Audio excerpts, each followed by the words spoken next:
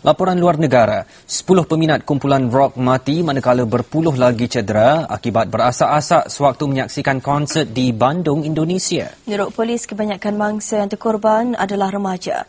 Insiden berlaku malam semalam sebaik kumpulan B-Side selesai mengadakan pertunjukan. Rempuhan mencetuskan suasana panik. Kebanyakan mangsa yang meninggal dunia dikatakan akibat kesukaran bernafas. Menurut pihak berkuasa, ketika kejadian, penonton yang hadir berjumlah lebih 1,000 orang. 30% melebihi kapasiti stadium berkenaan. Berikutan kejadian, pihak penganjur pertunjukan disoal siasat. Bagaimanapun, tiada tangkapan dibuat. Rempuhan akibat berasak-asak sewaktu konsert dilaporkan sering berlaku di Indonesia.